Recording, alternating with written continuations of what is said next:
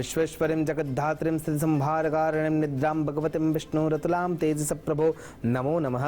તમારા બધાનું સ્વાગત કરું છું આધ્યાત્મિક મહાશક્તિમાં. આજનો જે વિષય છે એ છે રાત્રિ સુક્ત.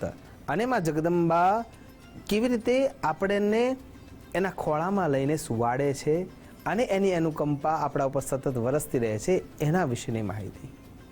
સૌથી પહેલાં જે જીવ માત્ર છે એટલે કે 84 લાખ યોની છે, 84 લાખ યોનીના અંદર જેટલા પણ જીવાત્માઓ છે એ આહાર, નિદ્રા, ભાઈ મૈથુનમ ચ આ 4 ક્રિયાઓથી અવગત છે. એમાંથી જે બીજા નંબરની એટલે કે આહાર પછીની જે સૌથી મહત્વની ક્રિયા છે એ છે નિદ્રા, ઊંઘ. એના થકી જ તમે અને દરેક જીવાત્મા નવી શક્તિનો અનુભવ કરી શકે છે. અને એટલા માટે આ રાત્રિ સુક્તનું આપણા જીવનમાં એટલું જ મહત્વ વધી જાય છે. તો જે નિદ્રાનો જે બીજો પાયો છે એ જેને મહત્વનો પાસું ગણવામાં આવ્યું છે એ પાસાનો જો વિચાર કરીએ તો રાત્રિ સુક્ત દ્વારા તમે તમારી ઊંઘને પ્રબળ અને પ્રશસ્ત કરી શકો છો.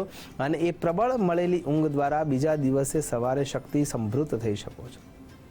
કુદરતે જે હકારાત્મક ઉર્જાઓ મૂકી છે તો સામે નકારાત્મક ઉર્જાઓ પણ મૂકી છે. દિવસનું જેટલું મહત્વ છે એટલું જ મહત્વ રાત્રિનું પણ છે. પંચરાત્રિઓ છે, કાલરાત્રિ છે, મહારાત્રિ છે, મોહરાત્રિ છે અને દારૂણ રાત્રિ છે અને શિવરાત્રિ જે મહાશિવરાત્રિ છે. આ બધા જ રાત્રિઓના અંદર કંઈક ના કંઈક મહત્વ જોવા મળે છે. જેમ કે શરદ પૂર્ણિમાની જે રાત્રિ છે એ શરદ પૂર્ણિમાની રાત્રિએ 16 કલાએ ખીલેલા જે ચંદ્ર મહારાજ છે એ રાત્રિના કાળના અંદર પૃથ્વી પર ઉર્જા વરસાવે છે. અને એ જ રીતે દરેક રાત્રિને જો તમારે મહોત્સવ બનાવવા છે, તમારી ઊંઘને પૂરી કરવી છે, ઊંઘ દ્વારા તંદ્રા અવસ્થામાં પહોંચીને નિદ્રા અવસ્થાના જે લાભ લેવાના છે બીજા દિવસ માટેની શક્તિ માટેના, એ બધા જ આપણને આપનાર એક દિવ્ય સ્તોત્ર કોઈ હોય તો એ રાત્રિ સુક્ત છે. વિશ્વેશ્વરીમ જગદ્ધાત્રીમ સ્થિતિ સંહાર કારણીમ. આ શ્લોક એના શબ્દો છે વિશ્વેશ્વરીમ જગદ્ધાત્રીમ. એટલે કે માં જગદંબા કોણ છે? વિશ્વેશ્વરીમ, વિશ્વની ઈશ્વરી, સંપૂર્ણ બ્રહ્માંડની જે અખિલ બ્રહ્માંડની અધિષ્ઠાત્રી છે એ માં જગદંબા દુર્ગા. જગદ્ધાત્રીમ, જે જગતનું ધારણ કરે છે, ધાત્રી એટલે કે એનું સંવર્ધન કરે છે, સંભાળે છે અને નકામા થયેલા તત્વોનો નાશ કરે છે એવી વિશ્વેશ્વરીમ જગદ્ધાત્રીમ સ્થિતિ સંહાર કારણમ. સ્થિતિ અને સંહાર એટલે કે ઉત્પત્તિ, સ્થિતિ અને લયને જે સંભાળે છે તે એવી પરાંબિકા રાજેશ્વરી ના શરણમાં આપણે જવાનું છે. એટલે રાત્રિકાળ દરમિયાન જ્યારે ઊંઘ ના આવતી હોય અથવા તમને વારે વારે મોબાઈલના કારણે કે અન્ય રોગના કારણે થઈને કે કોઈ પણ કારણસર જો ઊંઘ આવી રહી નથી તો આ રાત્રિ સુક્તના પાઠ કરવાથી તમને એ ઊંઘ સરળતાથી મળી શકે છે. આ શ્લોકના એક મંત્રો જ્યારે આપણે રટન કરીએ છીએ ત્યારે માનસ તંત્ર શાંત થવાની શરૂઆત થાય છે અને એક દિવ્ય ઉર્જા આપણા શરીરમાં ઉતરે છે, અવતરે છે અને સ્વપ્નથી રહિત અથવા સ્વપ્ન આવે જ છે પણ એ સ્વપ્નની અસર આપણની ઊંઘમાં પડતી નથી અને એકદમ સરસ રીતની સંપૂર્ણ નિદ્રા આપણે પ્રાપ્ત કરી શકીએ છીએ. વિશ્વેશ્વરીમ જગદ્ધાત્રીમ સ્થિતિ સંહાર કારણ નિદ્રામ ભગવતીમ વિષ્ણુરતુલામ તેજસપ્રભો. બ્રહ્મોવાચ એટલે કે બ્રહ્માજી દ્વારા આ માં જગદંબાની સ્તુતિ થયેલી છે. અને એટલા માટે શરીરને સમૃદ્ધ બનાવવું છે, મનના વિચારોને સ્થિર કરવા છે, અનેક સંકલ્પનાઓને પૂર્ણ કરવા છે તો રાત્રિ સુક્ત એમાં રામબાણ ઉપાય છે. રાત્રિ દરમિયાન જે અજ્ઞાત મન એક્ટિવ થાય છે અને એ અજ્ઞાત મન જ્યારે તમે એક તંદ્રા અવસ્થાથી ઉપરના અવસ્થામાં પહોંચી જાઓ છો, નિદ્રા ગાઢ નિદ્રાના અંદર પ્રવેશ કરી નાખો છો ત્યારે આપણા શરીરના અંદર જે દુઃખના કારણભૂત ગાબડા પડ્યા છે એ બધા ધીરે ધીરે ભરાવા લાગે છે. આ બે જ અવસ્થામાં આકાશ તત્વ કામ કરી શકે છે, એક ઊંડા મેડિટેશન વખતે અને એક ગાઢ નિદ્રામાં. તો જ્યારે તમે મંત્રનું આરાધન કરો છો, શ્લોકનું આરાધન કરો છો, વૈદિક મંત્રોનો આરાધના શક્તિનો ઉપયોગ કરો છો ત્યારે એ ઉપરથી ઉતરતું જે શરીરના અંદરનું આકાશ તત્વ છે એ શુદ્ધ થવાનું કામ કરે છે.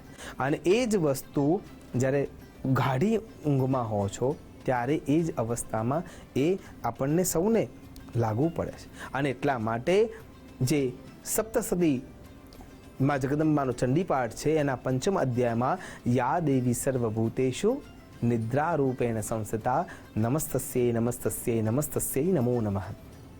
આવું સ્પષ્ટ રૂપે ઋષિઓ કહે છે, માર્કંડેય ઋષિ સ્વયં કહે છે. એ જ રીતે જોવા જઈએ તો સચરાચર સૃષ્ટિના કેટલાય પ્રકારના જે જીવ તત્વો છે એ પણ શીત નિદ્રા અને ઉષ્ણ નિદ્રામાં મગ્ન થઈ જાય છે. અને એ વખતે એના શરીરમાં જે સંચારણ કરવાની જે શક્તિ છે એ પણ દેવી તત્વની શક્તિ છે. મહાવિદ્યા, મહામાયા, મહામેધા, મહાસ્મૃતિ, મહામોહા ચ ભવતી મહાદેવી મહેશ્વરી. જે ભગવાન સાંબ સદા શિવના સમાધિ અવસ્થામાં પણ છે, બ્રહ્મ તેજના બ્રહ્મત્વમાં જે અવસ્થિત સ્થિર છે, જે નારાયણના યોગ નિદ્રામાં સ્થિર છે, મહાવિદ્યા સ્વરૂપે છે, મહામાયા, મહામોહા ચ ભવતી, જે મોહનો નાશ કરે છે, જે અંતરંગ શક્તિ છે, એ અંતરંગ શક્તિઓ પણ ઉજાગર કરવા માટે જે શ્રેયસ્કર પહેલું પગથિયું છે એ છે રાત્રિ સુક્ત. અને જે ચેતાતંત્રને પણ પ્રબળતાથી પ્રશિષ્ટ કરે છે એ પણ છે રાત્રિ સુક્ત. અને એટલા માટે ત્વમીશ્વરીમ તમ રીમ તમ બુદ્ધિર્બોધ લક્ષણા લજ્જા પુષ્ટિ તથા તુષ્ટિ ત્વમ ક્ષાંતિ ક્ષાંતિરેવ ચ.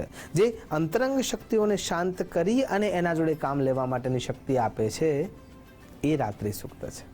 અને આ કોઈ સામાન્ય વ્યક્તિના શબ્દો નથી, સ્વયં બ્રહ્માજી આવું કહે છે. બ્રહ્મોવાચ, બ્રહ્મદેવ બોલી રહ્યા છે અને સામે આ શક્તિના મહિમાને આપણે જાણી રહ્યા છીએ. તો આવા દિવ્ય નવરાત્રિના પર્વમાં જ્યારે રાત્રિ સુક્ત દ્વારા આપણે આપણી શક્તિને આત્મસાત કરીએ છીએ, અને ચૈત્ર નવરાત્રિ હોય કે આષાઢી નવરાત્રિ હોય કે ગુપ્ત નવરાત્રિ હોય, આ તમામ પ્રકારની નવરાત્રિમાં અને દરરોજની જે શક્તિ આપણને જોઈએ છે એ કેવલ પ્રોટીન, કાર્બોહાઈડ્રેટ કે ચરબી કે એના થકી મળી જાય એવું જરાય નથી. એના સાથે આ ઉપાય કરી જુઓ, આ શક્તિને અનુભૂત કરવાનો પ્રયત્ન કરી જુઓ, દેવીના સાનિધ્યમાં જવાનો પ્રયત્ન કરી જુઓ, રાત્રિ સુક્તના પાઠ કરવાનો શરૂઆત કરો અને ધીરે ધીરે તમારામાં એ બદલાવ તમને સ્વતઃ જોવા મળે જ છે, મળે જ છે, મળે જ છે.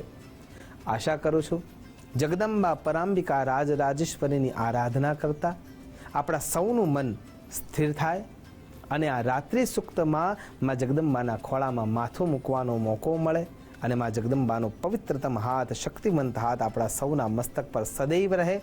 એ જ અભ્યર્થના સાથે નમસ્કાર. અસ્તુ સદા. શિવોહમ. નમો નમઃ.